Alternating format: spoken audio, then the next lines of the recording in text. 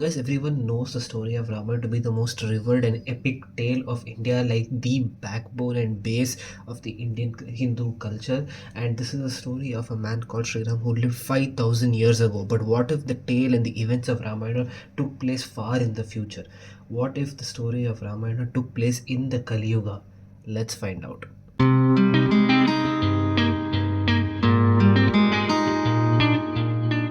Hey everyone, welcome to another video of the Nameless Things. Today we'll be taking a look at issue 1 of Ramayan 3392 AD, which was originally released 20 years ago in 2006 by Virgin Comics, which was previously known as Gotham Comics in India. This company later transitioned into becoming Liquid Comics, and it finally settled to be well known as Graphic India, which is a company focused on bringing Indian tales and stories onto a global platform. Now, those of you who follow my channel would have seen a few other Graphic India comics before. They have done a lot of amazing stories and stuff. They have printed the titles of Chakra, which was in collaboration with Stan Lee. They have collaborated with Grant Morrison and did the 18 Days book as well, which was a big hit. They have also launched several different titles, all that is available on their site to read digitally, and some of them are available in print format as well. Now, this particular title was written by Shamikdas Gupta, who is a very popular Indian author who has worked on multiple stories like Rakshak, The Village, Mrityu Bhumi, Deadland Saga, and Tarana Tantrik, The City of Sorrows, and so much more. Guys, back in 2006 when this series launched, this had one of the biggest launches possible for an Indian comic book at that time. I mean, this was developed in involvement with big names like Shekar Kapur and Deepak Chopra, and you can see that this beautiful cover art that is there in front of you was done by Alex Ross. I mean, just take a look at it, man, with the way he is flying in the air with this bow reeling, this energetic arrow, the fiery orange color that contrasts his blue skin in the background with all the devatas that are there behind him. It just feels so majestic. Speaking of the artwork, one of the best points of this series is its artwork. Its visuals are so goated and amazing. Now, for the first 8 issues, which is basically volume 1, the artwork was done by Abhishek Singh. But when the second and third volume came out, which was retitled as Ramayan 3392 Reloaded, the artwork was done by Jeevan Kang, which again was beautifully amazing. And we will talk about why there are two separate titles as we go ahead in this video. So basically, guys, this world is set in a period far in the future where after a nuclear war attack, the world is divided into two mega continents called Narak and Aryavarta, and it is in Aryavarta where there is the last kingdom of human beings in a city called Armaghar.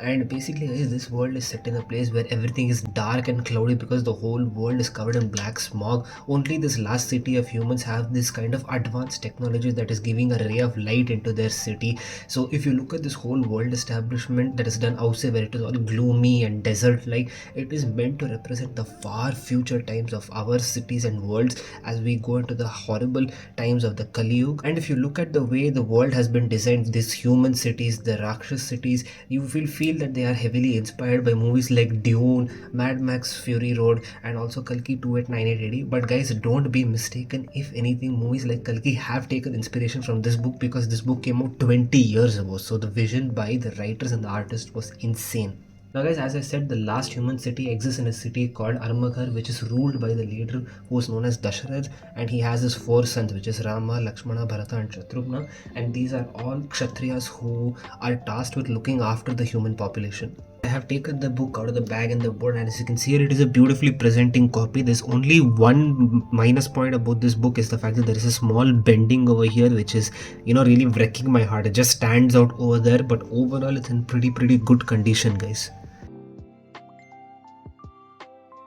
Guys, in this first issue that there is not a whole lot of action. This first issue basically just does plot laying out and world building as we get a look into this last city of the humans, and we get a little bit of glimpse into the different type of species that are there and the different continents, one where there is all other life forms and one where there is the Rakshas habitat, which is led by Ravan, who is this most powerful demonic figure that wants to just capture all land and become the powerful overlord, where he is trying to seek some kind of ultimate power that gives him that elite status, like to be the overall lord of everything that exists on earth.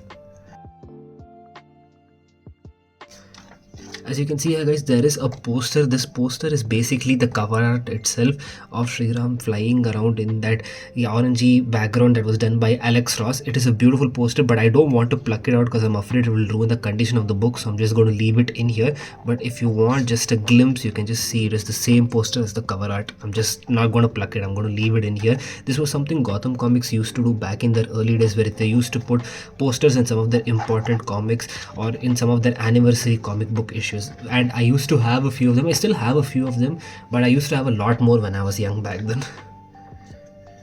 Guys, it is crazy thinking the fact that this level of quality of artwork and storytelling and printing quality was done 20 years ago. I really wish this series continued, which is one of the biggest negatives of the series, is that it is incomplete. There are only 3 volumes totally, guys. There is this main volume that launched in 2006 where it has 8 issues. It was relaunched again many years later as Ramayan 3392 AD Reloaded, where you had 2 other volumes that was again 8 issues. So all in all, you have 16 issues that tells the story so far. And what I have heard is that there was a lot of content written for the future as well, but that never made it to publishing.